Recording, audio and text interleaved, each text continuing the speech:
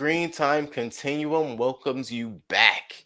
Welcome. It is a wonderful Wednesday, and my name is Keelan. I am here with Nick. What's going on, Nick? How you doing today, brother? Hey man, happy Wednesday. I'm great. I'm great. How you doing? I cannot complain. I would say I'm doing super, but I don't know if that's a good thing at this point in time. No, you shouldn't be super. That's for sure. That is almost for certain at this point. Um, we are here today, guys, to cover The Boys, season 3, episodes 1 through 4, which we are currently at. The Boys, that's right, they're back for a third season. Some people, I guess, don't know that. I've been trying to talk to some people, or asking people, "Hey, have you seen The Boys? Are you caught up on The Boys?" And some people are like, "Whoa, whoa, there's a season 3," and I'm just like, "What rock are you under?" A lot Uh, of things dropped at the in the same time, I last feel. couple weeks. Yeah. Yeah, Yeah. I feel the same way. And that's it, kind of where I was thinking to go with this because I don't know outside of the boys, I don't know what else was rolled on Amazon, but I know pretty much every platform had one of their flagship programs kind of come back for a new season, all in the same, I'd say 10-day span. Hmm. I'd say 10 days. And that made me look at this and all of those other ones a little differently, and I immediately thought like we might have to go and check out like what every single platform and whether it be whatever Netflix has going, what Disney, Hulu, whatever each of them have going, might have to just take a peek at maybe just this particular season, seeing as how that was so obviously done. And do you think it would be because of the pandemic, Nick, or do you think it was just a coincidence of timing and the way things are falling? Knowing, I know we're coming up on Father's Day as well this weekend. Yeah, I think end of school is also, Hmm. happening. So I think they like streaming services like to dump in June because it's the beginning of summer. You want to get your hot stuff out before all the people go out, vacationing and stuff. There's like a nice sweet spot, beginning to the end of June where people are still home, but work and maybe school is a little bit less Hmm. rigorous. So you have more time to watch TV, and I think they take note of that for sure. Um, but yeah, I mean, lots of stuff going on right now. We got the boys. We have Stranger Things, obviously, which we reviewed in our last episode Hmm. that we did together. There's also Peaky Blinders came back for its final season. Well, Right. that premiered back at the beginning of the year, but now it's on Netflix. Hmm. So uh, Right, because it's not directly to Netflix, so it wouldn't be. But that, well, yeah, Stranger Things would be Netflix's flagship. Wow, so mhm, they have Stranger Things and Peaky Blinders, because I had thought of Peaky mhm. Blinders as well, but I forgot that Netflix already had Stranger Things, so they're double booking it. Yeah, yeah. Well, and Peaky Blinders is a BBC thing, so they get it licensed like 6 months after the thing, but it's The out initial. now. Yeah, and I might do a review on it. We'll see.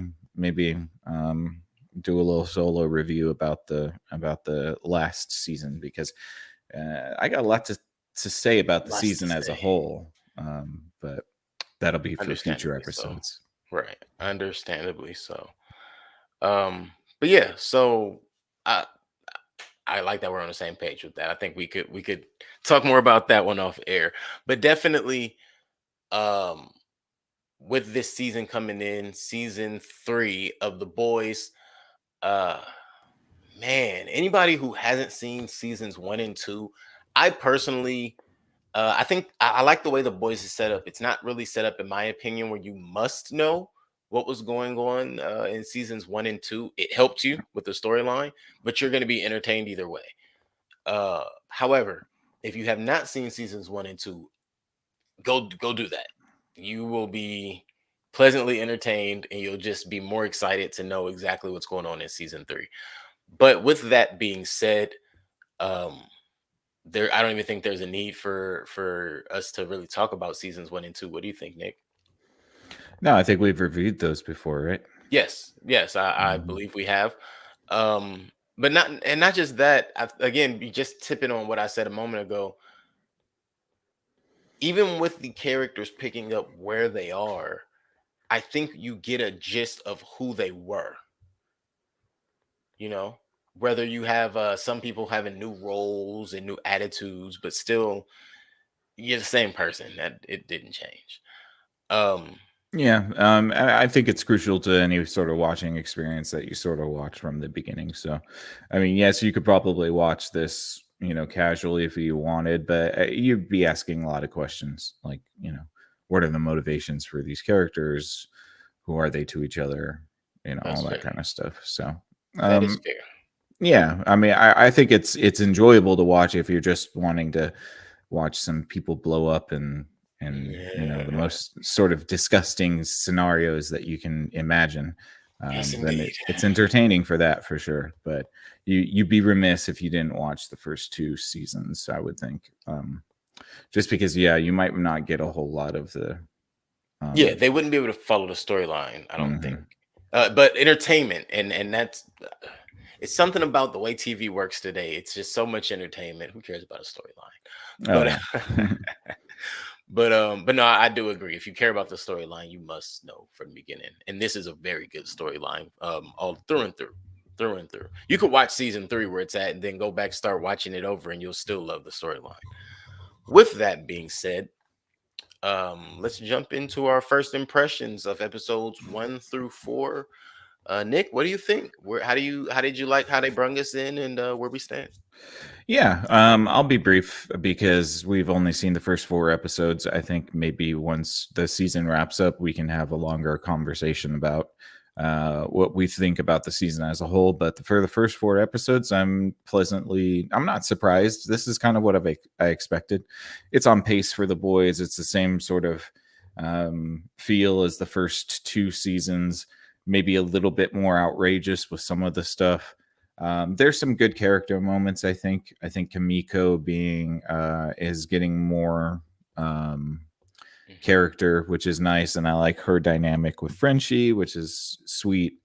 Um, and the whole concept of the dynamic shifting with all of the characters in this season, Right. especially, it's like the boys are now working with Vought and the government and all of that stuff. I find that really entertaining and kind of sticky, and how are they going to get out of this? And Right. yeah, so I've been pretty much consistently enthusiastic about episode 1, 2, 3, and 4.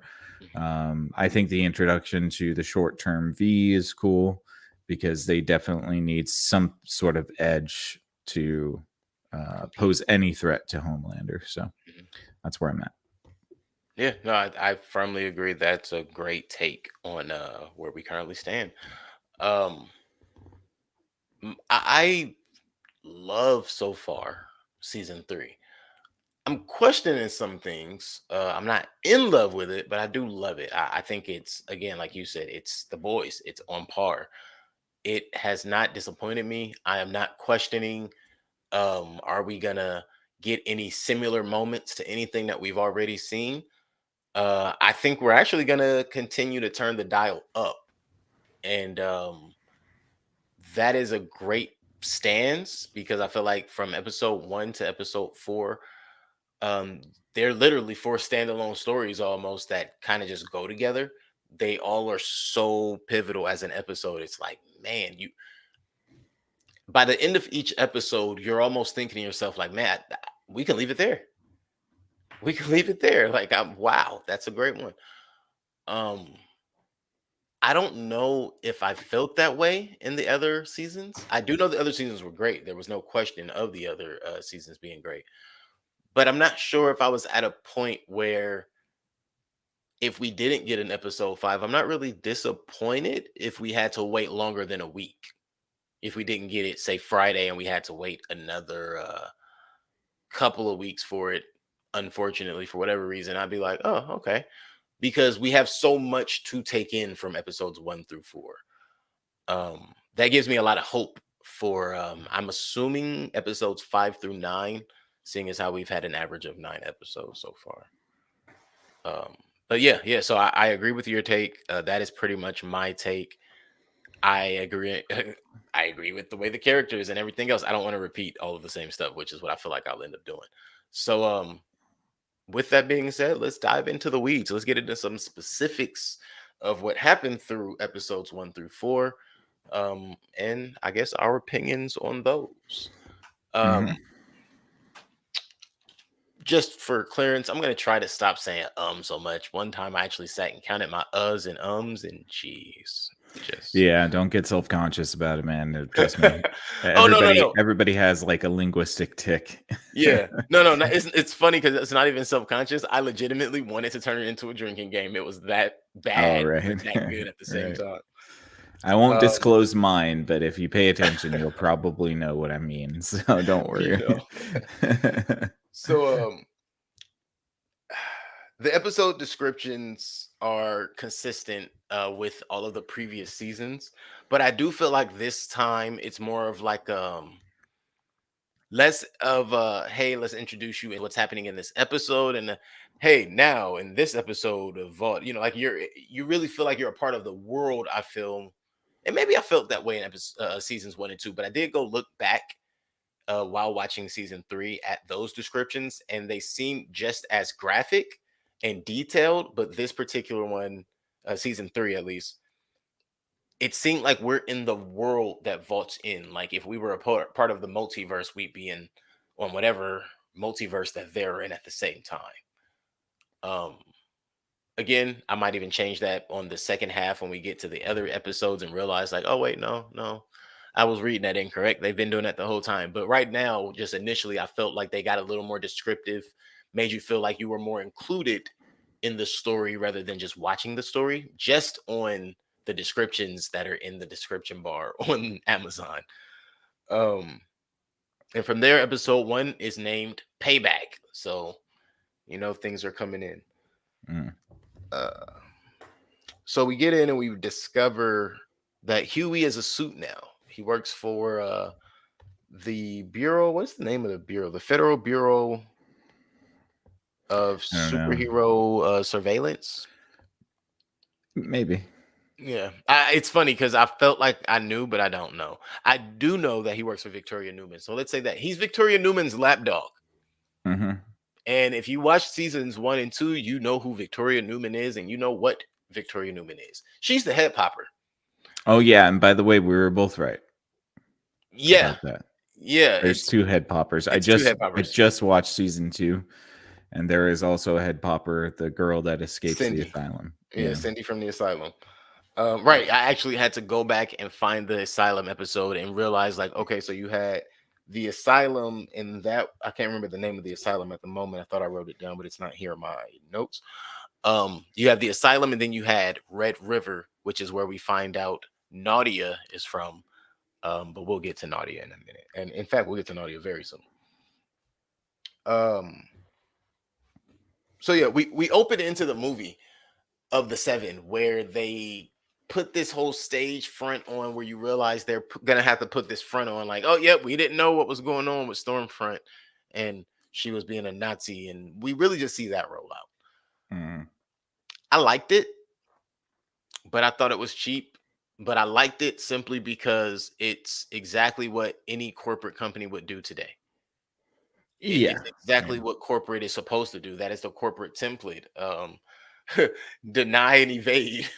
you know Yeah, rebuild the narrative too, especially Mhm. through movies, and you see that with Homelander and his response to everybody's Oh, interview questions, and he's just kind of repeating it over and over and over again. it was Which, even more cringe watching the scene than it was watching it on the trailer. oh yeah, yeah, yeah. Well, yeah, Homelander is losing everything. He losing his crap, at least at the beginning of this. Mhm. By episode 4, he's pretty I much think in he's pretty good. control. Yeah, I think he's pretty grounded in what needs to be done. Yeah. Federal Bureau of Superhuman Affairs. Okay. Yeah, that's the name of it. Hmm. Also, speaking of Huey, Huey's in a committed relationship now, and he and Starlight are not only living together, they are public. And Hmm. that's beautiful. That can only happen because he works for the CIA, though. Yeah, pretty Which, much. And the Congress lady. oh yes, yes. Who I guess she must have vouched for him to get the higher position. I'm not understanding the combination of him working for the CIA and for Victoria Newman. Like, wait, so do you work for Victoria Newman? Well, she's the head of the bureau of that bureau, also, I guess, as well as being a congresswoman. Right. Now you Yeah, she understand where runs my both. question mark Yeah. was. Like, but She she's the likes him, Empress. man. She likes him. Oh, that's clear. Yeah. That She is has her target. she likes him, and so yeah, of course. Yeah. He is definitely her target. I could see her giving him a jibby jab at some point when he ain't paying attention. But hey, he might like it. Giving new definition to popping heads, huh? Oh man. Victoria I'm Newman back is a from character. vacation. It's spicier than ever, folks. All right. Victoria Newman is hands down one of my favorite characters right now. And it's mostly because I don't think we're aware of everything she's capable of. And I think it goes much deeper than popping heads. Yeah, maybe. I mean, it seems pretty dangerous as it is. I think even in episode 4, pardon me, because I just watched episode 4 and it was like a week ago when I watched episode 1 through 3. So those are a little bit hazy, but I think it's even a question as to whether she might be able to do that to Homelander too. Yep. So I think, and I'll even speculate upon that right now. I'm gonna assume in the moment that the weapon that can possibly kill Homelander has been groomed by Stanford the entire time as his daughter. that would be a smart move for sure. Yeah. I mean, I believe that it's possible. We also see what the other weapon is in episode 4, so we can get to that. Yes, which that's another conversation. Yeah. But So episode 1 is pretty tame, right? Because then you cut to like the boys having to take in the termite. Or being assigned to the termite. Yeah, right? being assigned to termite. That's all episode 1 still. Right. Yeah. Termite's still episode 1. Mhm. So yeah.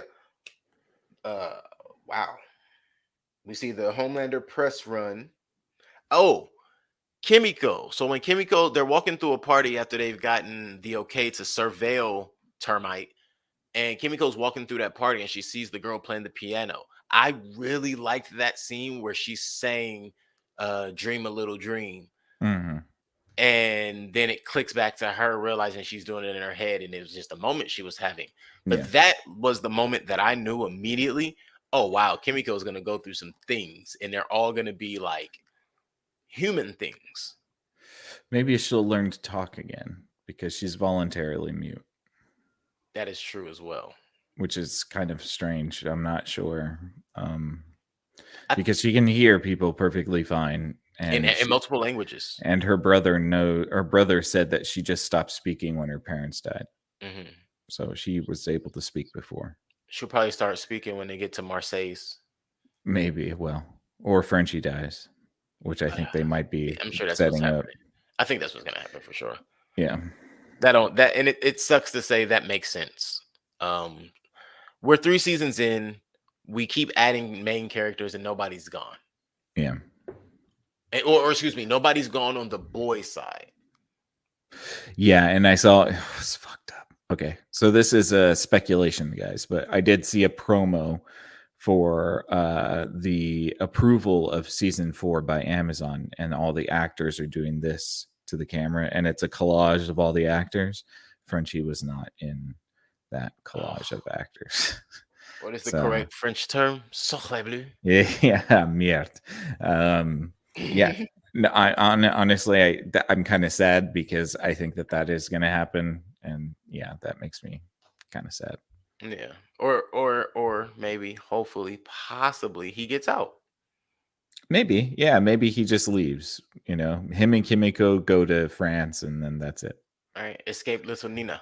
Except Kimiko was on that promo for confirming season 4, so I really think that they are going to kill him off. I see what you did there. Yeah, I see what you did there.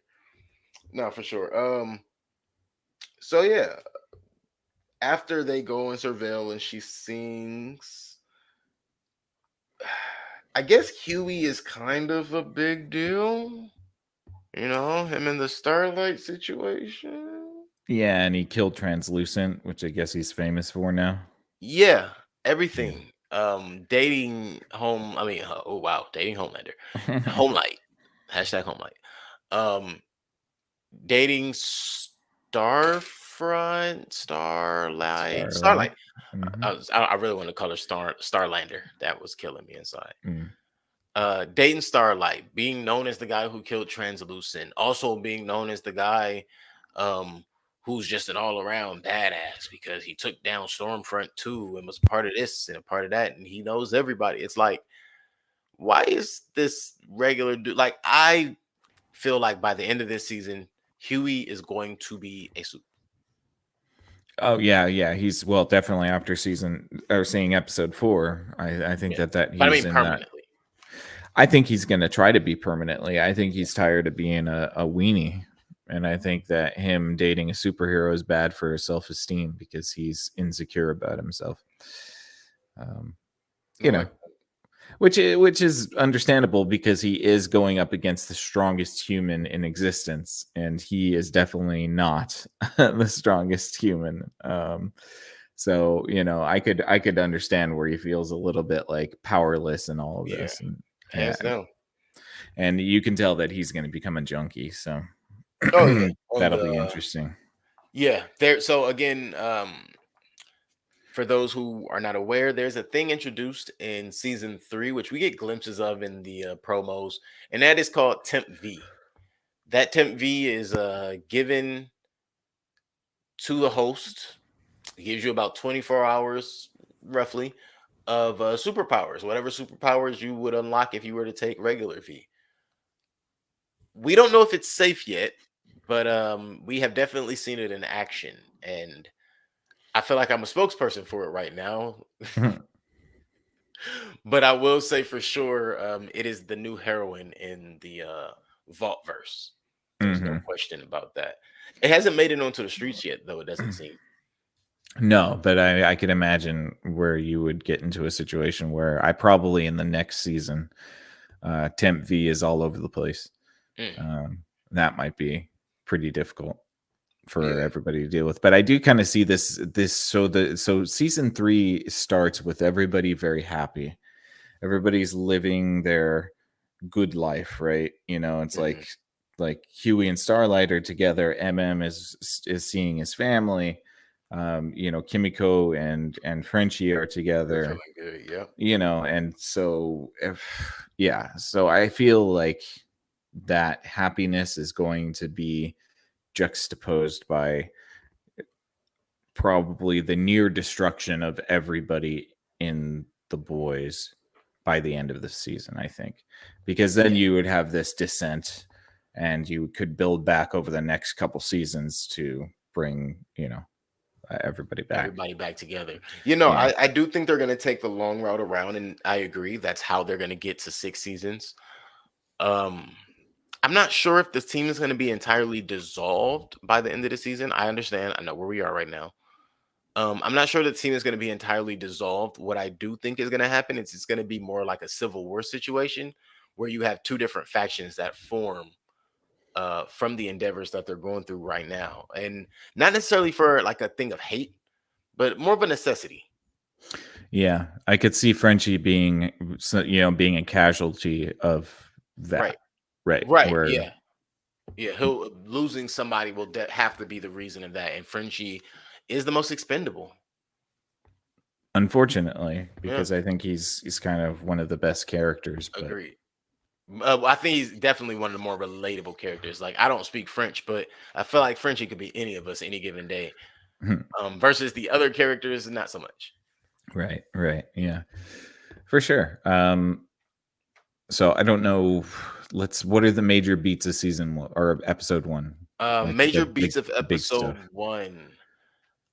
We touched on a good portion of them. Let's pick up at, you have MM and his family. Hmm. You have the introduction of Supersonic and the fact that he used to date Starlight. Hmm.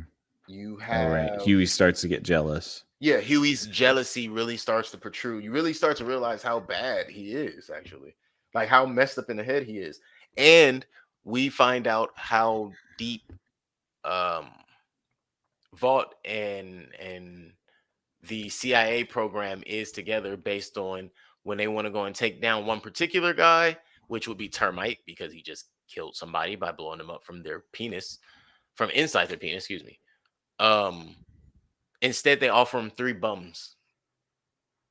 And so I thought that was a huge thing to take in of, again, corporate finding a way into everything, Hmm.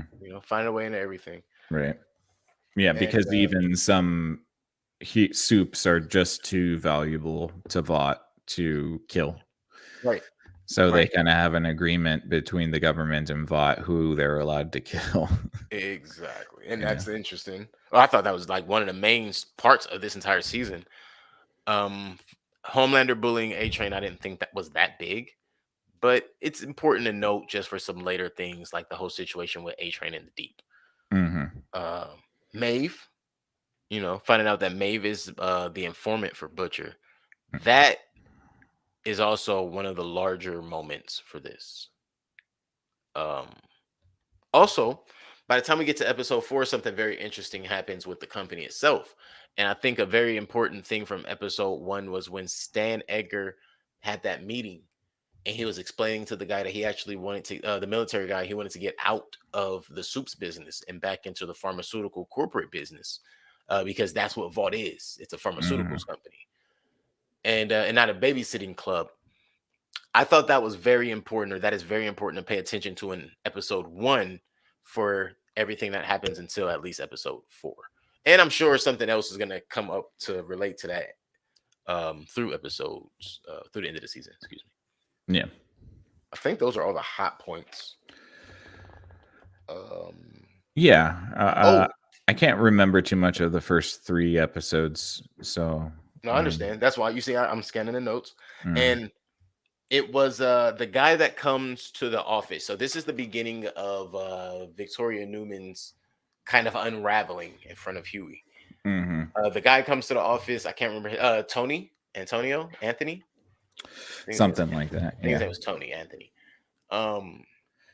That's calling her Nadia. And he's following her, calling her Nadia. And she pops his head. Like they get into a little tussle. And I was wondering, I don't know what his ability was, but clearly he had an ability too. I didn't catch what his ability was, but it had something to do with his hand because he was trying to touch her face. And that's why she popped his hand. And then she just, pops his whole body, like just literally. She can eviscerate somebody from their entire body. First, we thought it was just an appendage at a time or a head. She blew that dude's entire body up. Yeah. And then she called in a cleanup team, and Huey witnessed it all. She didn't see Huey, luckily for him. So yeah, that actually is the end of episode 1. So those are the hot points from episode 1. That ending of episode 1, I don't care what else happened before that. That took the cake. And for me, it was bigger because I was curious to, like I said, I'm still curious to what all her abilities are. So I was already curious to know if she could only pop one appendage at a time. Right. Or is she does she have to focus on the organ on the inside or something like that? Like how does she get that kind of pressure inside the body? Oh, I don't know. I'm not sure. Does she control air? That's a different monster right there. No idea. No, I know. I'm sorry. I realize I'm going overboard by speculation. They haven't told us. But yeah, so that absolutely took me out for episode 1. And anything else you have for episode 1? No. Again, I really there's plot points or get fuzzy. I watched them like a week ago. So right, yeah. I did the same. I took about an hour or so to just skim through. No audio, no nothing, just literally skimming to get a visual recount. And then my notes kind of helped me put it back together. Give you guys all the tips and tricks over here. Hope you appreciate you. Hope you appreciate it. We appreciate you. Yeah, hope she appreciates you. Now that I can find that for you. Episode 2. The Only Man in the Sky. I didn't really understand the name for this one. Understood the payback. The Only Man in the Sky. I mean, I get it, but it doesn't really make sense until literally the last 15 seconds of this entire episode. It doesn't make any sense until the end. Um, Right. and this is the episode where we see the Deep in his weird little documentary setting. He's pitching that. But initially, Butcher has a dream that he's gonna take the V-24, or not. No, they weren't calling it V-24. I was calling it V-24, temporary V. Mhm. Um, I didn't understand why he had a dream about it. Like this forethought of, oh, I have this thought and I'm never gonna do it. Like, dude, we know you have to do it. It's literally a part of the storyline, Yeah, I don't know. you know. But so at that point, Huey's freaking out. He's told Starlight everything about Nadia. That's where we are Mhm. in episode 2. And now the group is starting to group again. Um, she grew up in a group home, is what they found out. So they did a little research on what Red River was. Right. Found out that Victoria Newman grew up in a group home. Huey wasn't supposed to go, but he went to the group home and found out that it was a group home for soup kids. And he eventually caves and he tells Butcher what's going on. You know what I mean? Right. Yeah, that's where there was that creepy teleporting kid, right? Yes, yes, Mhm. that was ultra creepy. Yeah. Um, but so yeah, he ends up going, telling them, "Hey, this is the situation. I can't stop it. I got to tell you the truth." And the boys are back together. Officially, it's coming down. The boys are getting back together. That's really what episode 2 is. It's really this power struggle going on between Stan Edgar, Homelander, and Stan's using Starlight as the component to be the co-captain. Mhm. Like this is a fucking football team of Yeah. the 7. Which I'm like, listen, Stan, that's cool, but you're gonna take the most wholesome thing you got in the 7 and you're gonna use her as your weapon versus this asshat. He's gonna kill her. Yeah. Yeah. It is weird because you think that Stan Edgar has something up his sleeve, but he maybe doesn't. I don't know. I think he does, but I think he did. And whatever he had up his sleeve could possibly still be utilized, but at this point, I think what he has up his sleeve is hoping that Homelander's true colors kind of just bite him in the ass. Right. Yeah. People don't want an oligarch. Yeah. Yeah. And he's a psychopath. So, and he's going to have to take all the heat for whatever Vought does. Oh yeah, So, he is Vault. He doesn't know that. mhm. He doesn't realize that yet. But then you have Butcher who goes to MM and MM's like, yo, I'm not fucking with it, bro. I'm raising my kid. But that didn't last long. In fact, that doesn't even No. last through the episode. And two, let's say this. Butcher goes to MM. MM was already having doubts and wanting to go back. But to Monique's credit, she supported that man like 1,000%. And I was always curious to like what was his issue. Like he was in love with Monique, but Monique was not dealing with him. And I was like, man, it has to be all of this soup stuff. And it's like maybe it's not the soup stuff. Like maybe you just weren't there for your family and the soup stuff. Mhm. Like, because she seems like she would have been down for you doing this soup stuff if you were there for your family stuff, Right. you know. But she's super supportive, and she decides, I'll take out, she's gonna take their daughter in and let MM avenge his family, which is I thought was a real thing. Um, let's see. Oh, the Crimson Countess is another thing of episode 2 when Frenchie and Kimiko go to the carnival or Vault, no, Vault Land. Oh, And Vaughtland. Yeah. yeah, they go to Vaultland, which was creepy. Mhm. Poetry. I'm sorry. Why don't they just call that Homelander Land? Because they let this dude's ego get so out of control. Like, okay, yeah, you're powerful. Like the Because ego. you don't call Disneyland Mickey Mouse Land. You That's know why. what I mean? That's kind of what I'm getting at there. Like, just let it be Vaultland. Mm. Oh, excuse me. Wait, nope. I caught that. Now I understand. You're right. Oh yeah, that's right. We're doing it live, man. We're a Right, right. little rusty. We'll get Look, there. I didn't even catch that at first, and then I realized, like, wait, back up. No, that's right. Mickey Mouse is the face of Disneyland. Never mind. All right, Homelander, you get a pass. For Vault now. marketing execs, advertising, you get a pass. But if Starlight becomes the face, I want to see some changes. Not to call it Starlight Land, but more Starlight stuff around. Never mind. They're not listening to me anyway. So, to the vault executives that are left in the building, I need you to understand that we just want free tickets. That's why I keep bringing you guys up. So Frenchie and Kimiko go and meet the Crimson Countess and go through this whole spickle spackle of being fans. And I kind of think that Kimiko was actually a fan, Maybe. like a actual fan, which I thought was interesting because it was almost like, no, there's no way she's a fan, but it seemed like she might have actually been a fan. And once Kimiko goes through that, and she's really seems like she's falling for the whole like, oh, what was it, the kittens, chimpanzees? What was Crimson Countess trying to save? Do you remember?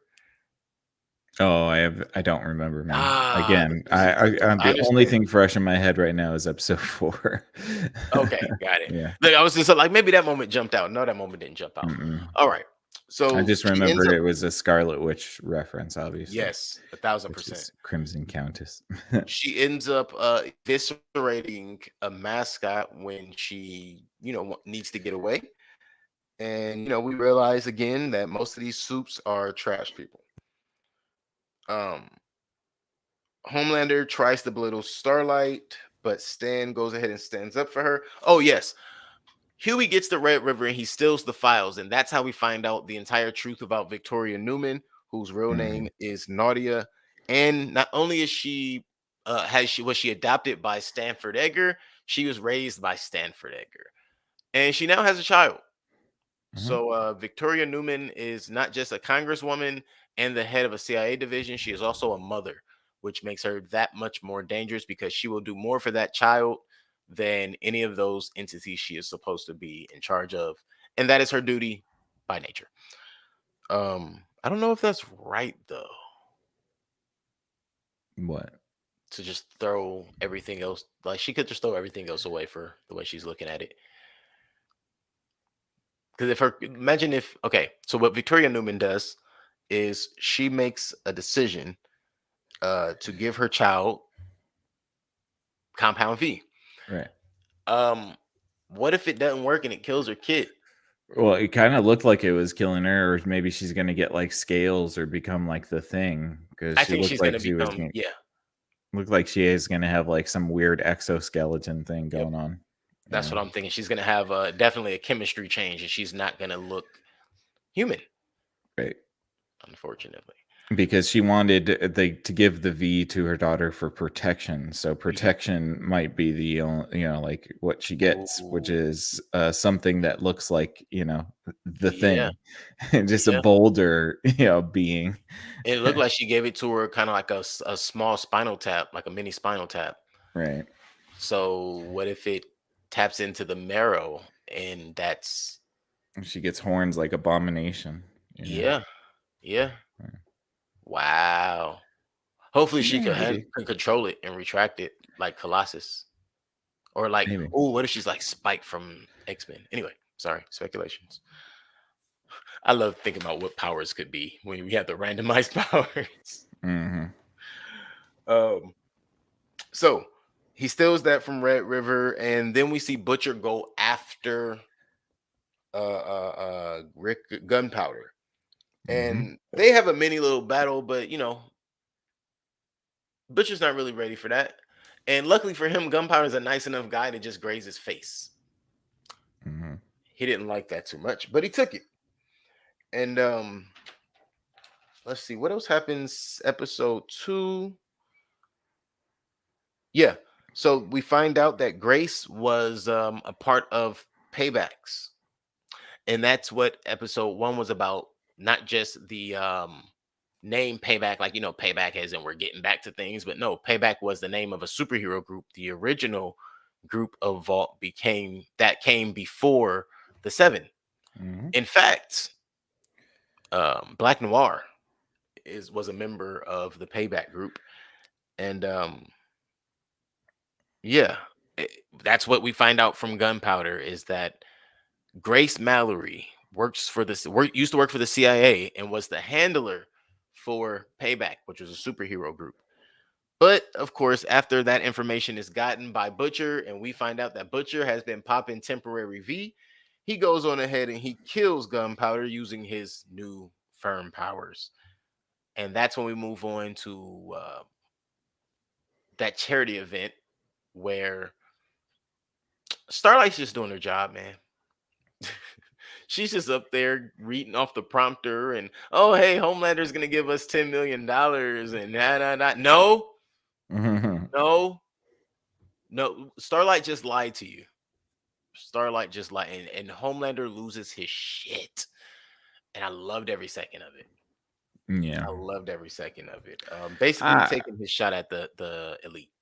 Yeah. Yeah. Also kind of doing like I can see where they're going with that, where it's like, oh, he's, like right-wing Republican, Mhm. alt-right Nazi, and it's just like, all right, come on, man. Knock it off, there. He's already a bad enough dude. You don't need to put in like sly political suggestions about his. Ugh, come on. How else will we keep it I hate relevant, when they Mr. do Nick, that. sir? I don't understand why we have to why we have fantasy, but every fantasy has to be addressing our reality. Like that makes no sense. Yeah. Like anyways, that's just a little bugaboo that I have, because it's like, come on, man, don't be political. Please just stop being political. I never knew you were a Destiny's Child fan. Yeah, bugaboo. Yeah. No, yeah. Because it's just so obvious, and it feels like tired at this point. Y'all tired? I'm tired. Yeah, That dude hasn't been in office for a year and a half now. Can we move on?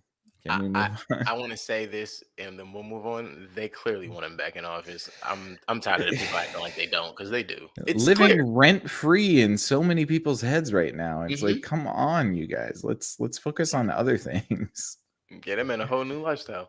And so we then at the end, well, first I have to address that Supersonic song, Alex's song about hopping in your Jetta and being 16 and you got a license to drive. Whoa, Vaught, knock it off. What's wrong with you guys over there? It's funny though. It's a total callback to so many songs, 2000s? Not even just the 2000s, but this has been happening since the 60s and 70s, because the Beatles had that, she was only 17, if you know what I mean. There's a lot of bands that talk about girls being only 17, and like, oh my goodness, like it's creepy. It's ultra creepy, and I always think about it in the same way of Love Song by Sarah Bareilles or Bareilles. I never know how to pronounce her last name, but Bareilles, I think. But like that song, I always think about it the same way. Like, I pray for the artist's sake. Like, this is one of those songs that they just kept telling you to make, and you just made it. Like, all right, here, I'll give you what you say you want. Right. I don't know if that's true for everybody, but wishful thinking. I am somewhat of an optima pessimist or something like that. You like that? You like that? But yeah. So after hearing that and realizing why even the character, I appreciate the highlight of the character not liking the song. To just kind of highlight, like, hey, we know this is cringe, but that's kind of that's what the boy bands were doing, and he's supposed to be an ex-boy band guy, right? Right. So after that, we go again to that speech that Homelander gave. That ending shot where they kind of pan, they're circling around and right behind him with the light kind of shining down. It was, and it looked like he was in the room by himself at that point. It's just him, his head, and the shine of the light, and there's a pitch black behind him. That was a great shot for that moment. So much so that I didn't even want the credits to start. Like, I paused it right there, and then I just turned it off because I knew that was the end already, right? I didn't want it to fade to black. Like, I thought that was the perfect way to end it, just with that image seared into my brain. Like, that's how episode 2 ends. With this glare of Homelander lurking through the darkness, so to speak. Um, Not sure why that's the approach I took to it, but that's what my brain did to it. And then we move into episode 3, which is entitled "The Barbary Coast." The Barbary Coast, which there is so much about the Barbary Coast. You can look up the Barbary slave trade. You can look up the island of Barbary, not island, but islands. Barbaria, all of those things are there for you to look up. But this this episode highlights Starlight, episode 3. And it really starts with Starlight remembering what it was like to be forced into the competitions and, thrust out in front of people doing things she didn't want to do for the gain of others. And essentially, I will say that that's really, for her character at least, that's what this whole episode is about: being asked to bite the bullet, having to stand and face the fire when Homelander wants to be out of pocket and be this overstanding douchebag, um, and the continuance of that. So, yeah, that's really the gist of episode 3. We have where Huey goes and has, they're back, the boys are back together. Huey has Kimiko his arm. Mm-hmm. A Train goes back to the block with his brother. Him and his brother make up, and his brother's telling him about the neighborhood and how things can probably change. I'm like, if you know your brother, bro, this ain't the person to talk to. But you know, we do see a little later in episode 3, and even in episode 4, he does give it a shot, so to speak. He gets shot down terribly, but he gives it a shot into getting some better patrolmen into the black neighborhood. Mm-hmm. And mostly because the guy's what they call over patrolling, but he curb stomped the guy's face in like he was Emmett Till. Yeah. That's not over patrolling. That's out of Just pocket. murdering people. Yeah. Yeah. It's just over, murdering folks. over patrolling is he broke his arm like Kimiko did Huey's arm. You know what I mean? Yeah. Or That's arresting people for no reason. Right. But Yeah. not that. No. I didn't note before, I don't know why this just popped back in my head, but before Butcher took the Temp V in the most previous episode, episode 2, he also was about to pour it down the drain. Mhm. He was totally gonna against it until he had that little sit down. This was episode 2 or 3. What's that, episode 2? I don't know. I don't see it in my notes, but it just popped in my head where Homelander came to meet and talk with Butcher, and they had a talk about basically wanting to have a good old fashioned showdown. At the end of it all, only one of them standing living. I'm excited to know how this will end between them because of that. But that's really, as far as that went. They're not friends or anything. They both still hate each other. Homelander wants Ryan, and Butcher wants Becca, but neither is gonna happen. Mhm. So this is where they stand. They're not exactly friends, but clearly they're not enemies either. They're kind of just two guys standing in neutral territory right now, which neither of them like, and that's very interesting. But as we do see by episode 4, one of them takes the lead, or by the end of episode 3, really, one of them takes the leash off. Kind of both of them take the leash off. I just had an epiphany. So yeah, now we go to Butcher blackmailing Grace though for information about Soldier Boy. Fuck Grace Mallory. Just gonna let that sit for a minute. So we find out that Grace was a CIA operative in Nicaragua. I say it better if I, just roll my R's. While she's a CIA operative, she's in charge of the cocaine operation, and that cocaine operation, under Reagan, I believe, or Nixon, one of the two, but that was the Nicaraguan cocaine operation that funded all of the cocaine that funneled into the United States, primarily the inner cities. And according to Grace Mallory, she was a part of the initiative where it was the unwritten rule to make sure it got to the inner city communities and not to the white neighborhoods. Mhm. That was insane. And when they have her telling that her and MM are having this non-verbal standoff mentally, or with the eyes, like just this stare down that's so intense. I might have dropped a beat a sweat or two. I honestly might have. Um, but yeah, so we also find out that Black Noir was a black guy who simply did not like wearing the mask, and he wanted Stanford to give him the okay to not wear the mask so he could be a regular person who just happened to have superpowers. I don't know what it is that Black Noir's power is at this point. I don't think we ever find out now because we do see why he keeps the mask on and why he no longer has a face. We also see why he no longer talks, which I think was all intentional. I think they had his. I think his ability is he can regenerate and heal, and for whatever reason, he was hit with a blast big enough, which we saw at the end of episode 4, the kind of blast that can cause a superhero healer to not heal. Melted his Or face. maybe stop people's superpowers altogether. Yeah, stop your powers altogether. Correct. Black Noir is still one badass mofo though. But yeah, so we do see Black Noir, and we find out that her hatred for the Supes comes from losing, what was it, 116 soldiers because the payback group came down and they were supposed to be helping the soldiers and boosting the morale because that's what Stan had arranged with the general, and nobody told Grace.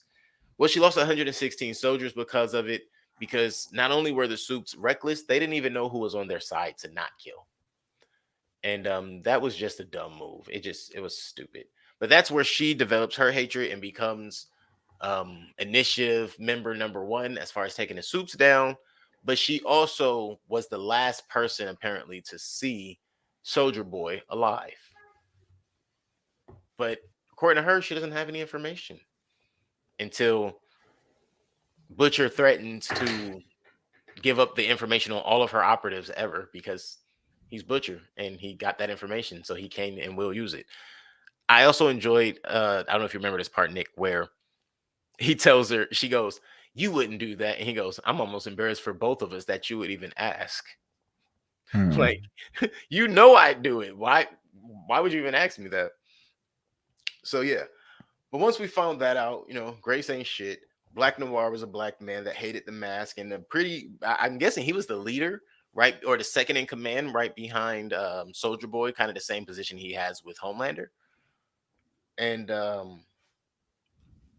from there, I did question whether or not, because Butcher was so sick and he vomited the V24 or temporary V, because he vomited that up on Huey. I was curious, did he ingest it? Like, did he drink it? Because we saw that he was going to drink it in his dream versus injecting it, which is what we saw him doing in episode 4, which is when he injected it. I'm thinking the first time he drank it, and that's why he had that reaction to it. Or it could be like a chemo thing that, like it is radioactive, for sure. Yeah, it looks like it's radioactive, that's for sure. So you might be giving yourself some sort of radiation poisoning, which would cause vomiting and stuff too. It looks like the green goo from Teenage Mutant Ninja Turtles. Yeah, TCGI.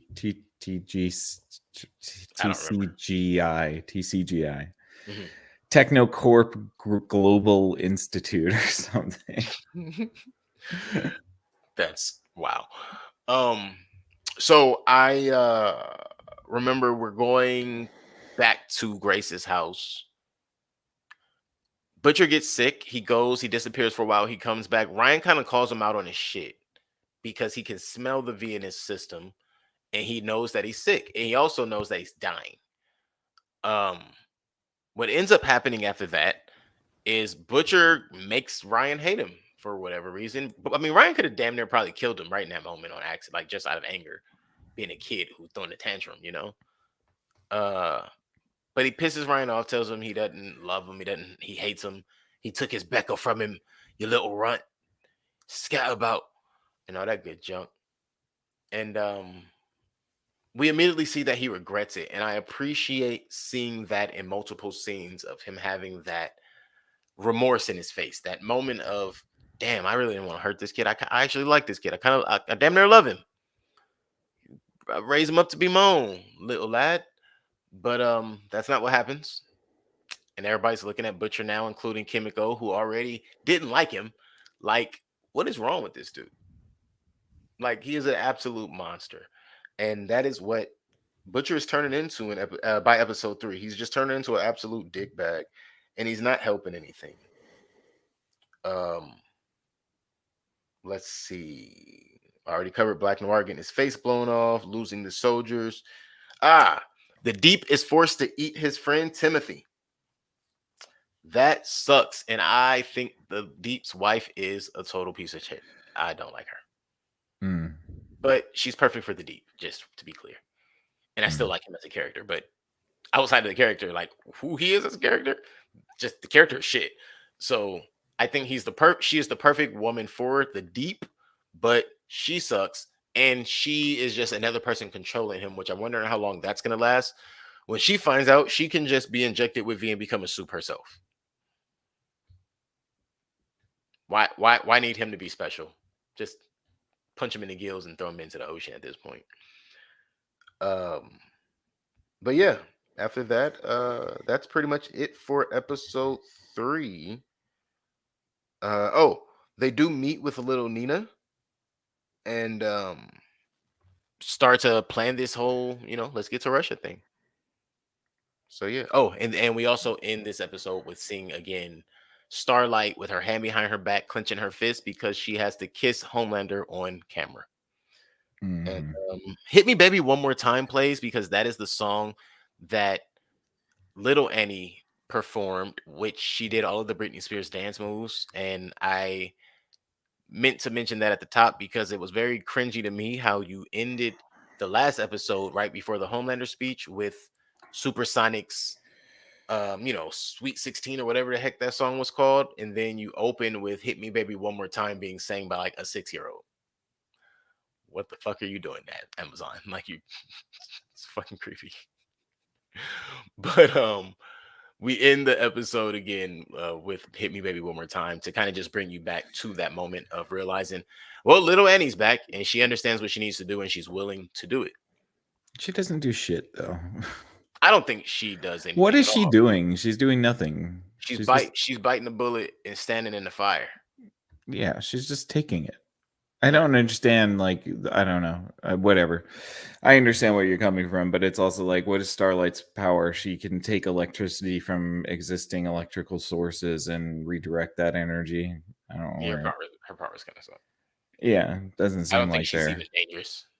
I mean, she's got super strength, but only to a point. She still has to be electric charged to have the strength. Oh yeah, maybe that's true too. I don't think I've ever seen her use her strength when her eyes weren't glowing.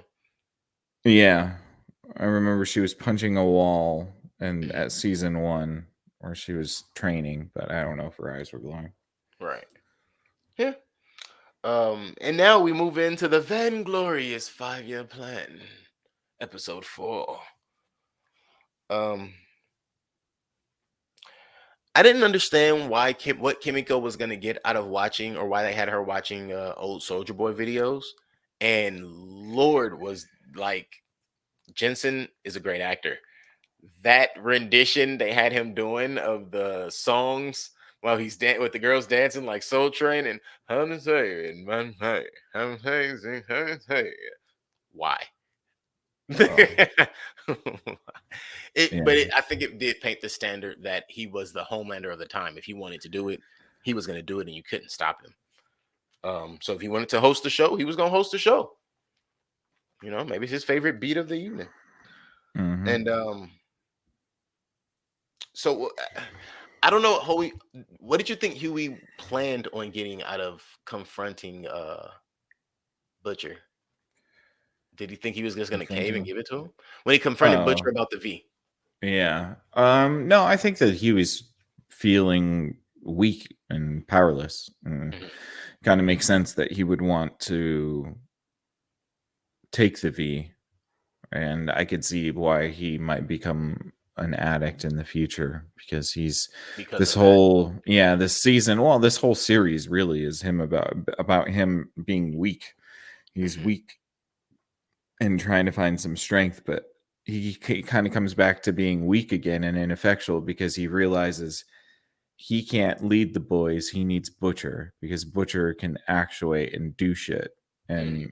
And he all he can do is really be a pencil pusher, and he doesn't have powers, and his girlfriend is superpowered and she keeps having to save him, and it's emasculating. And so yeah, it makes sense to me why he would beg Butcher to give him some of the compound V.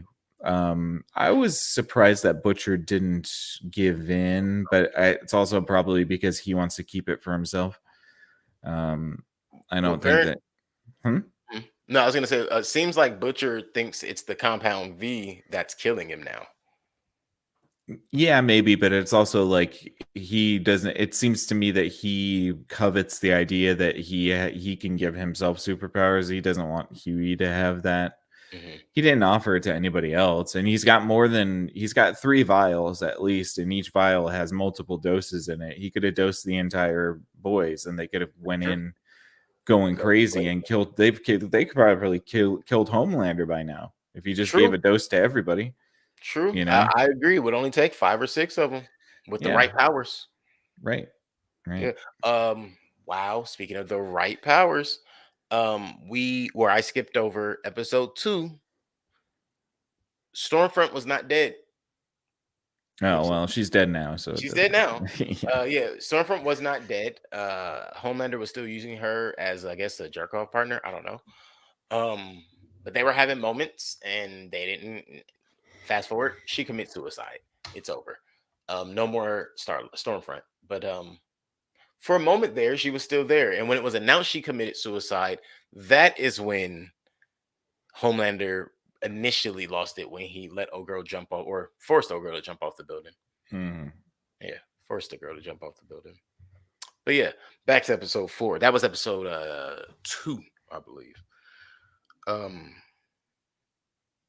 but no, yeah, absolutely. Episode 4 is one of those things to me with the V24 and or the temporary V and Huey and and Butcher and everybody.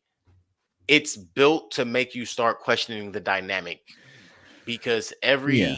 That faction, and including the that Seven, is kind of falling apart. well, that and Kimiko and Frenchie talking about wanting to leave, Kimiko having to kill those people in Russia, even though she didn't want to. You can tell Dildo that party. she doesn't want to be a killer anymore. She kind of wants to go live her life. Yeah, so I think there's a like a dissolution or maybe a disintegration of the bond. Things are going okay. Homelander is still a threat, yes, but he's not immediately a threat. There really isn't an immediate threat anymore. They're just kind of like going about their lives. There shouldn't be a reason for them to have to activate again. I'm not even sure why they activated because of Newland, Hmm. because she's a soup. Yep, What that's are they exactly. plan? Are they planning on killing her? I don't know about that part yet. I don't think they even have a plan for her yet. But initially, the reason they stopped doing it as the boys was seemingly they had the government on their side. So it was the Right. government versus Vought. And once they found out that the head of the department is a soup that still works with Vought, it was that was it. It was like that there is no nice way to play this fight. Yeah. Well, I guess what? So they want to take down Vought. Then you would want to work with Newland. Pardon me. You would Well, want to work with Newland. you would want to work with Newman only if she actually wants to take down Vault, which she doesn't. Well, she certainly took down her father. Yeah, but that was to save her daughter and give Homelander control of Vault. That's not to dissolve Vault. They Mm, like the boys, they want Vault gone entirely. yeah.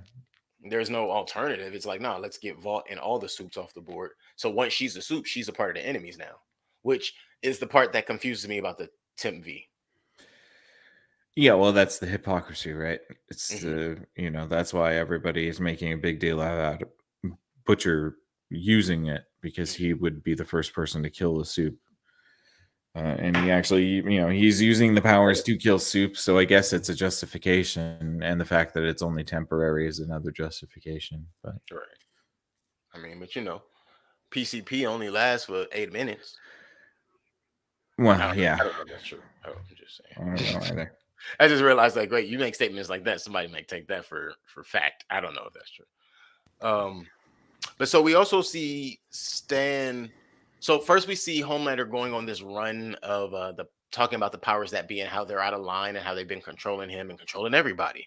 Again, exactly what you were saying. The whole let's just call it the January 6th rollout. Yeah, yeah. Because that's what it is. God, I hate heavy doses of propaganda in my stuff, and it's just like, and it's not even about whether they believe it or not. It's like you just want to ruffle feathers. Yeah, you're just doing it to be like edgy, and it's like, come on, man. I don't know. But so then we see Stan come to Victoria and kind of give this premise of, hey, let's slap him with some fines for cursing on television. And she's even looking at Stan like, what are you, stupid? Mm-hmm. Like, because he cursed, let it go.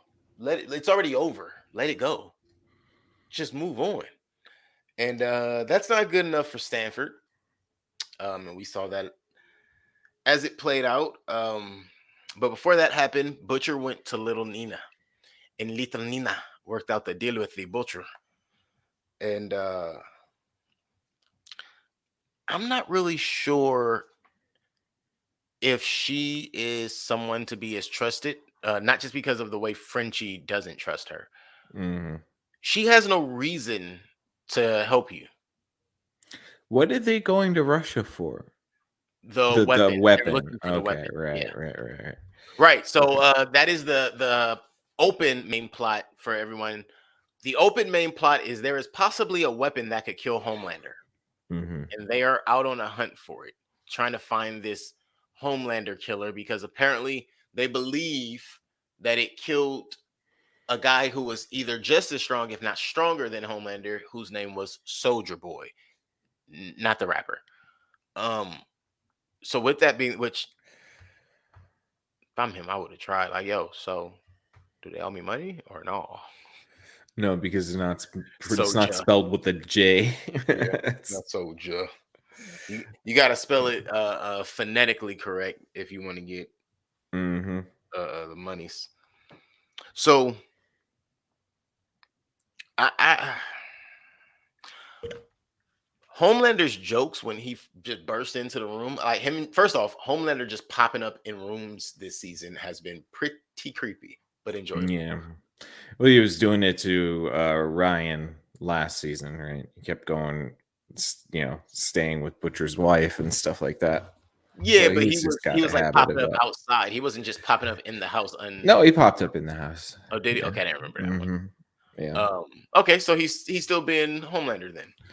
I don't know how cool how he's so quiet. That's my thing. It's like, right, because everybody hears him fly in any other time. So it's like, that means when you fly in like that, you want people to know you're there. Right. Yeah, I guess so. No other way that, right, like you're saying, there's no other way he's so quiet for nobody to hear him. Because he would sound like a gust of wind blowing in. But either way.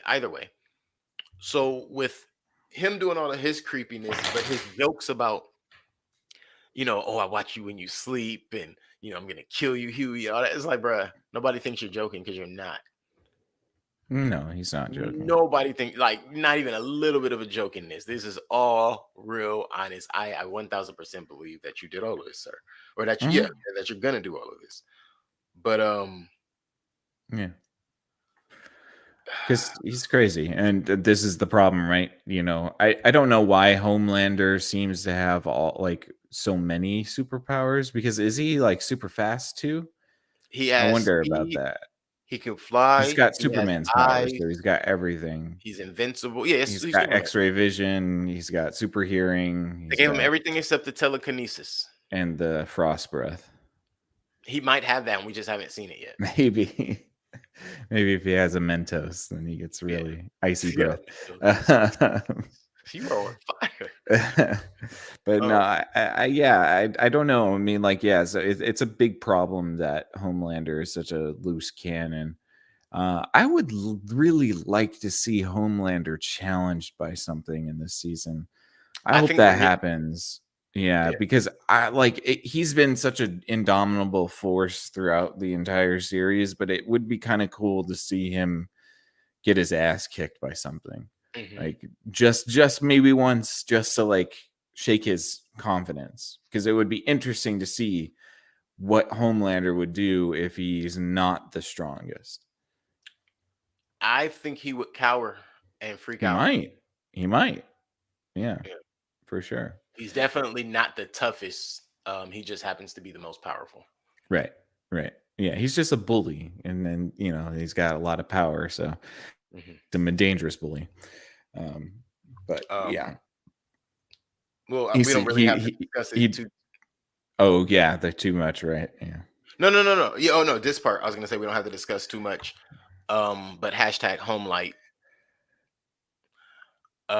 Just Homelander's being an asshat towards Starlight and utilizing that to get what he needs. Yeah. Or try to get what he needs. Well, I think Soldier Boy is going to whoop Homelander's ass. I think absolutely. Yeah. The question I have when we get to the Soldier Boy point of having him in this show more, my question will be: is he renegade? Is he rogue? Or is he opposition now? Because or like Russian Manchurian candidate, sleeper agent. Yeah. Yeah, because we know two things. We know that that's always been the whole storyline that we play about, Russian and American operatives. I mean, he was literally locked up like Winter Soldier. Right. So yeah. And curious, not just is he like the Manchurian candidate type, but did they alter him in any way? Did they improve upon his abilities, or just that's what his abilities always were? Well, they even say that it must be because he didn't shoot that projectile before. I think he was just Captain America levels of power, right? Like, so super strength and super agility, all of that kind of stuff. Right. I don't know if he shot projectiles. Maybe he did, but it's certainly projectiles that would strip you from your powers. That seems like a new thing that the Russians added. Maybe, yeah, it's a whole new thing, and boy, is it scary. Because it's like did you if people remember the show Heroes, the Haitian in Heroes, his power was the ability to block other people's powers. So he actually became pretty formidable because didn't matter how powerful you are, if you were in his presence, your powers didn't work anymore. Whoa, I feel like I remember that. Oh, of course, if I watched, yeah, never mind. I feel like I remember that. Yeah.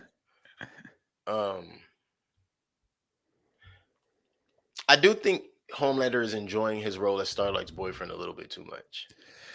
He does this with every woman, though. That's just why I'm kind of. That's why. I mean, like he's cruising for a bruising, and somebody needs to give it to him. I want it to be Huey before Soldier Boy, for the record. I mean, Huey, maybe he did punch through somebody, so maybe he's got super strength too. Yeah. But I think after him taking the Temp V unannounced. Right. I think it'll most likely be Soldier Boy. I think they might have a run-in with each other, and like Homelander tries to stop him and just gets completely trounced. Yeah. I mean, that would be pretty cool. Yeah. Just gets completely effed up. That would be interesting because at this point, Homelander is just so uncheckable that it's ridiculous. As a character, it's almost even getting a little bit on my nerves. Like I like the character. I think the actor does a great job, and he makes me hate him so well. And I think he does so good at that. But I think in the writing and sort of the story, as the story goes, like he's getting old. I find him more annoying than anything else now, and I don't know if that should be what Homelander is. Maybe it is. Maybe we're just supposed to roll our eyes and be annoyed at Homelander. Be like, oh god, this guy again. Yeah, but yeah, no. Just to me, it seems like he needs to have something happen that either makes him, like humbled or completely more dangerous. Right. I look at Homelander at this point, and I'm just like, shut up. Like, I wish somebody kill him. Like, okay, kill me, bro, but you don't have to shut up in the process. Or you're going to have to kill me if I ain't got to hear you no more. Homelander should have killed all those people protesting him in season 2 when he had that vision of him doing it. That should have been real. That should have been real. because that was a holy crap moment, and the fact that they kind of like psyched us out on that was a little bit of a cop out in my opinion. If they had just stuck with that and just let him mow people down, and then have Vought trying to like Clean it up. damage control and clean up all that, like That's a robotic Homelander clone that we've been trying to use for public appearances. He was trying to shoot at nano robots that were attacking you guys. They You were couldn't so see the small you nanite. couldn't see. Yeah. Only his eyes were strong enough and a Yeah. magnifying glass. Right. So A Train and Ashley have their talk about him trying to get some headway on Blue Hawk, and then he does his A Train Pepsi commercial. Yeah, what is her name? Jenner girl. Kendall Jenner. Kendall, I can't remember which one, honestly. I like that his new outfit's like the kente cloth outfit. Gosh. And it's not even a good one. No, it's really bad. It's like all the ones aren't like matching together. Yeah, and I understand. Like, I'm sitting here like I want to like his, but no. No, it looks garbage. They do that on purpose, obviously, because it's like it's it's this corporate woke shit. He's become the corporate woke guy. That's like but And it's interesting that he does make an earnest attempt to actually do something good, and that's like kind of pisses him off that he gets dismissed because of it. Right, and I think the interesting part is that's not who he was. Like so much so that everybody's looking at him, even the guy who's helping him pitch it. Like. Yeah. Well, even he says it himself. He said, "I'm Michael Jordan. I'm not Malcolm X." Yeah, he did. He did say that. So, like I get that. You want to be on a Wheaties box and, have your shoes, your A Train shoes, The A Train. Yeah. But I did like that. I did like that parody of it. It is just so stupid. What a stupid commercial that was. All of it. But I will say that I am glad that that was done in the way it's done with the A Train character. It's weird to say this, but I think it's important for people to remember that these athletes and these personas are signed to contracts too. They can only do what they're allowed to. So even if you don't like what they're doing, they're allowed to do it. If you want them to do something else and they're not doing it, they're probably not allowed to do it. Yeah. Yeah, it's a job. Unfortunately, that's what it is. That make it right or wrong, but it is a job. And that's really what's highlighted in that. Because like that Pepsi commercial, I can't say who did or didn't enjoy or think that was a good idea, but boy, was it a bad idea in hindsight. I know the moment that thing, what was it out for about 6 hours before they pulled it? Oh yeah, well, I mean, it was pandering to the max. That's why it was so pandering. It became a meme, and then when the riots started happening, people started bringing Pepsi cans out and giving them out to people. You know what I mean? Like it was gonna do any damn good. Oh yeah, that was happening a lot. Jesus Christ! People just be handing people Pepsis, trying to get them to stop doing things. Shit that goes on, man. You see? Yeah. You got idiots. So after that, Starlight goes and she talks to Maeve again and realizes like, oh snap, I do have Maeve as an alliance, or excuse me, as a friend, and we can have an alliance. So then she talks to Supersonic. She goes and lets Alex know like, hey, this is the deal. Are you down or not? And I'm like, yo, stop talking to this kid. He is losing it. Something's off. Well, let's kill Starlight. I said that season 1. Yeah, I'm kind of over her too. Either do something, get into a real fight, or just go away. I like her more now than I did at the beginning. You can't kill her now that I'm interested. I thought she was ridiculous at first. She was certainly ridiculous, but she was our entryway into like the Vought Corporation. Now it's like she wants to be part of the boys, but she's also part of Vought, and she's Homelander's girlfriend, but she's also with Huey. It's just there's too much of her of Starlight going around on this. It's like do something. Be Game of Thrones. Kill a character off. Come on. For a show that is so vulgar and off the wall, they really have been coddling their characters. Kill somebody. Yeah. Kill a main character. Yeah. I need her to at least. What, Huey's got like 2 bodies now. No, Huey? I think Huey's got 2 bodies now.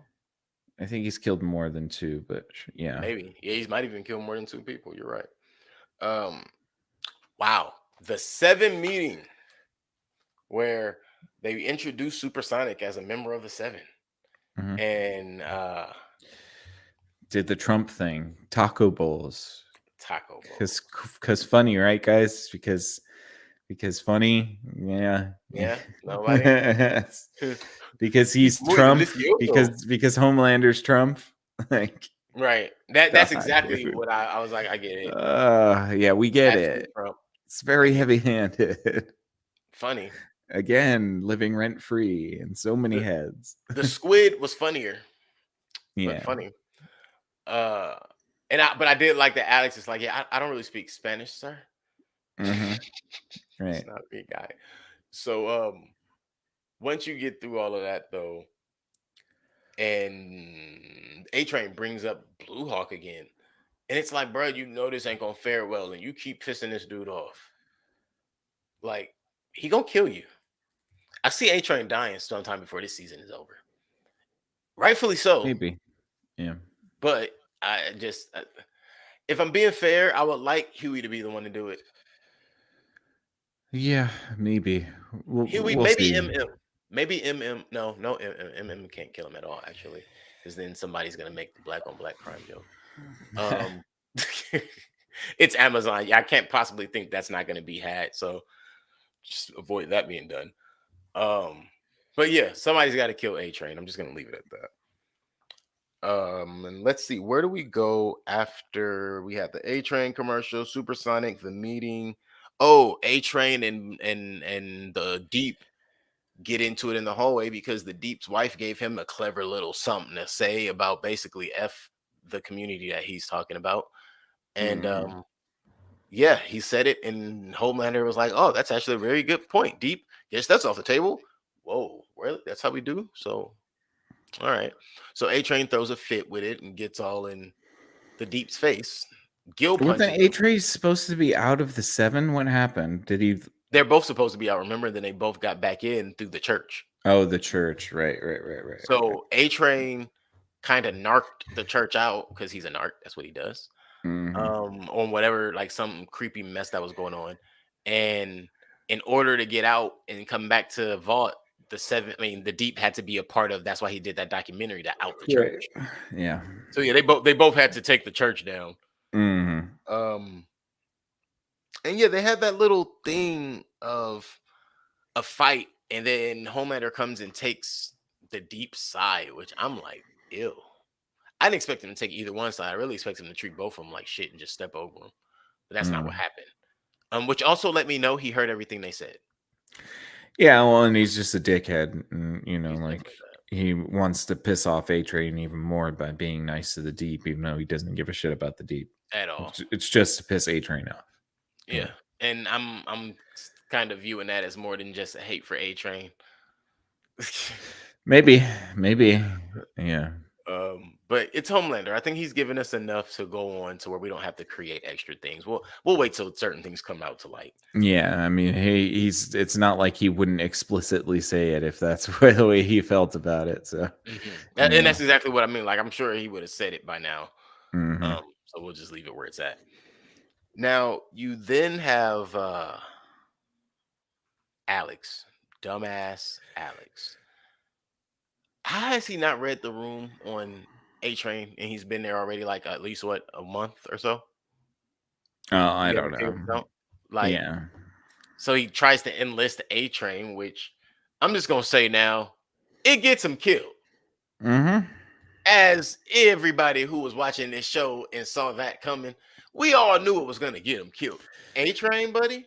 Well, that's on Starlight's. That's Starlight's. That's 1,000% on Starlight. She shouldn't have brought them in when she offered him to leave. Right. And she's trying to, rope people in on the boys' plan. It's like, you're not even a part of the group, man. Stop trying to recruit people. And you could have ruined everything. Now Homelander knows that they're trying to kill him. Yeah, everything I think could be ruined for sure. Yeah. So yeah, Homelander definitely knows that they're trying to kill him. He knows that Maeve and Starlight are working together, which means if he knows that, then well, no. So Alex didn't know too much. He didn't know there was a weapon. He just knew that there was an initiative to come after him. Mm-hmm. So I guess he didn't know everything, but he knows more than he should. And now he's got his eyes and his ears everywhere. Yeah. Um. So the Kimiko fight, Kimiko killed an assortment of guys with multiple types of superpower or superhero themed dildos, contraband, as the Russian guy called them. And I thought that was pretty cool. But after she did that and she got shot, Kimiko wants out. Yeah, she's done. We've discussed it a little bit earlier, but she definitely wants out and she wants Frenchie to get out. Mm-hmm. And it seems like Frenchie wanted out when he was with little Nina and he ended up with Butcher, and that's just where we are. But press conference time comes after Stan has put Victoria up to it. She's finally up on the stand and getting ready to go and give this press conference about Homelander. And she gets up there and stands in the crowd, and Homelander walks into, I guess, what would we call that? That would just be the meeting room Mm-hmm. where A-Train and Supersonic, Maeve, and Starlight are all watching the press conference, and he walks in like, "Hey, what's going on?" Like, "Oh, that's going on." I saw immediately that he was not upset, No, yeah. and that made me worry long before Victoria Newman opened her mouth. Mm-hmm. So her decision was to not take Stan's side, but to take the side of Homelander. And what we saw was Victoria Newman said that, there was a lot of shady stuff going on over at Vault. Stan Edgar is the reason behind it. And she did all of this, took her father out of his power position, or tried to at least. We don't really know how that's all going to play out, in order to get Compound V from Homelander, which she, again, could have gotten from Stan.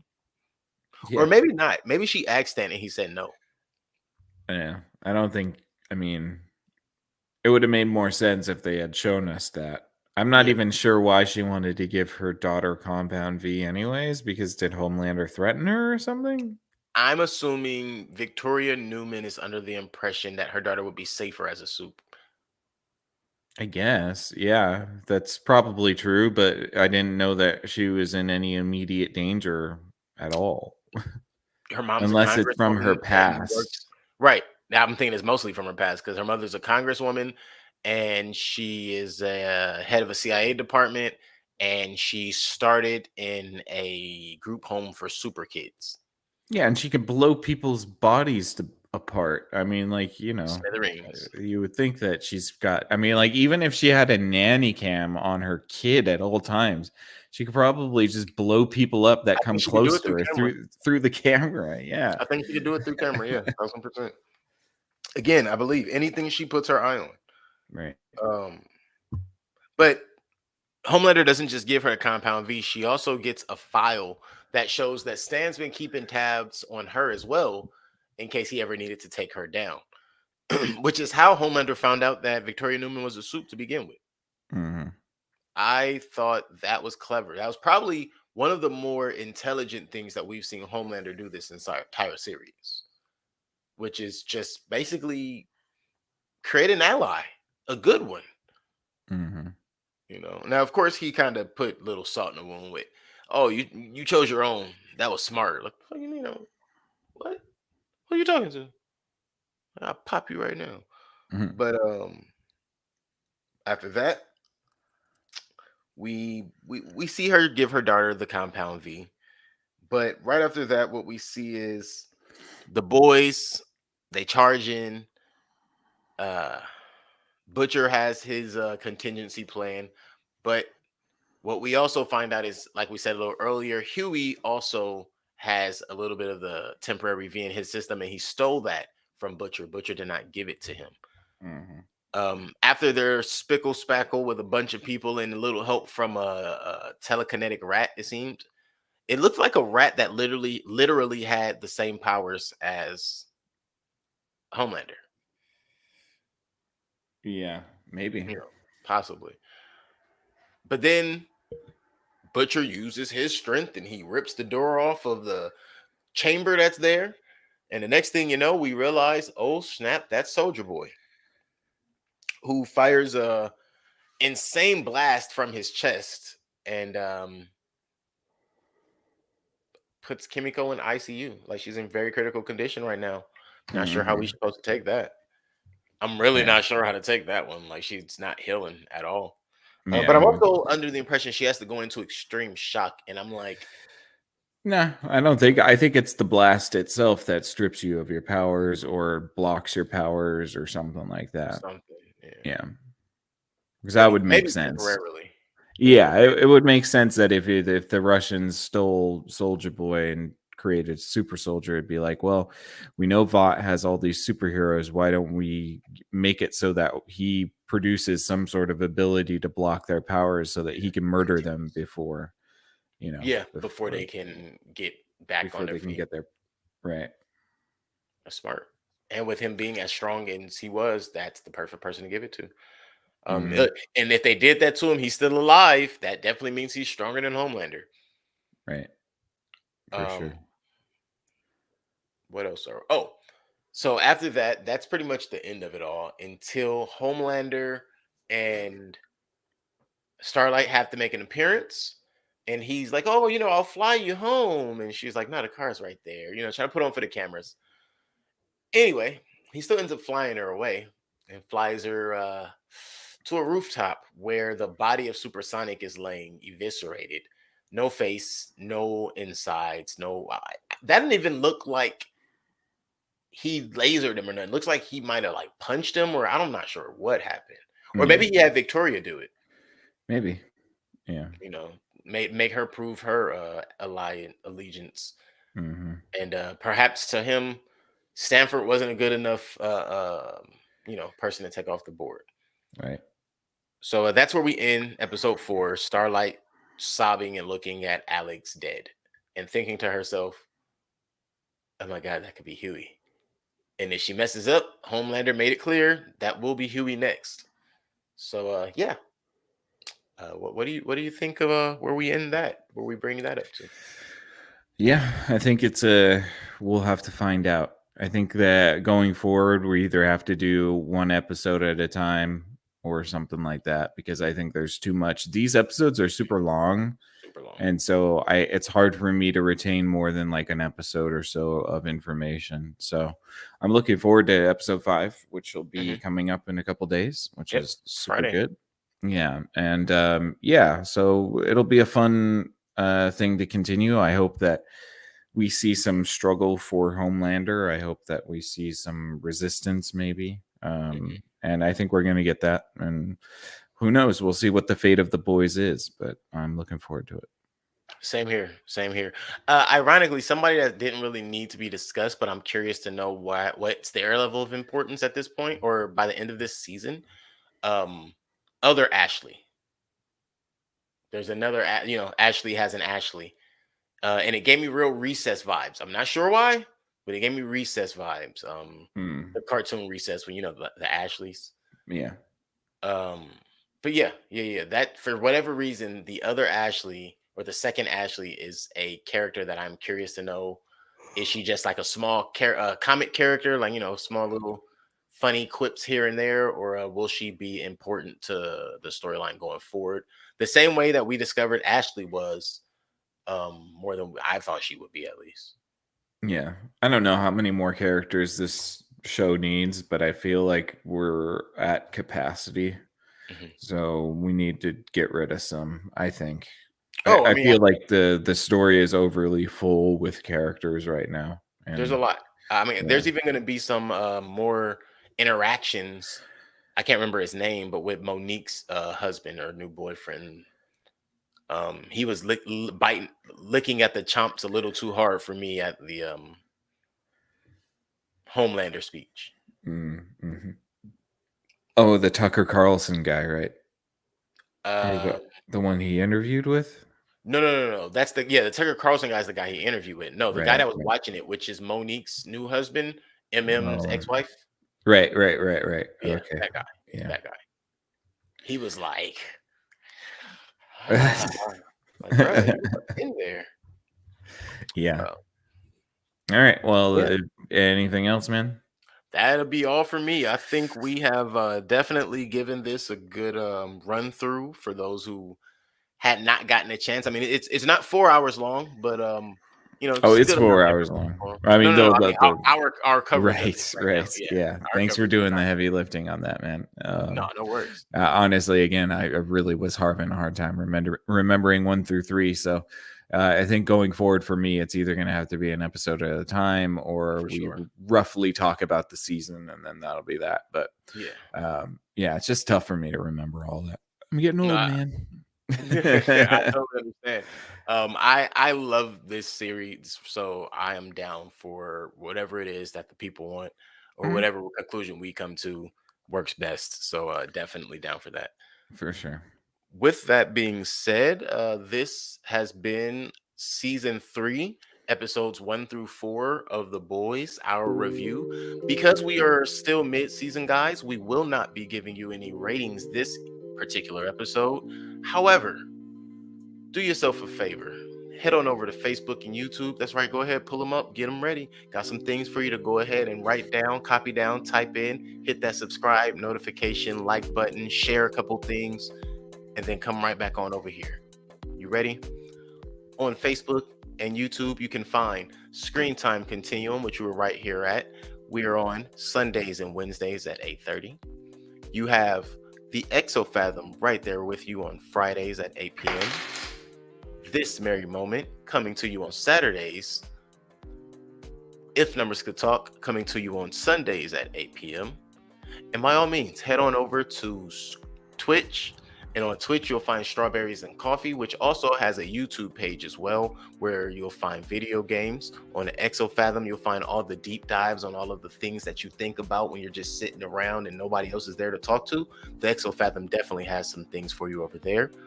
If Numbers Could Talk, we'll be over there giving you all kind of numbers and statistics and information that say some things and tell some stories. Head on over there and find out what that's about. Same on This Merry Moment. We'll be giving you all kinds of talks and question answering and discussions that happen on a day-to-day basis when you're having a merry moment. And then you can head right back over here to the Screen Time Continuum. We'll be continuing to give you reviews, coverage, and just an overlay, so to speak, of the different things we've watched and how we feel about them. And hopefully you'll jump in the comments sometimes, give us some stuff, or even head on over to the channel and, I don't know, tell everybody about it. We appreciate you guys. For the Screen Time Continuum, my name is Keelan. And I am Nick. Appreciate you guys. Have a great night or evening or morning, afternoon, whatever time it is right now. And if I don't see you, good afternoon, good evening, and good night.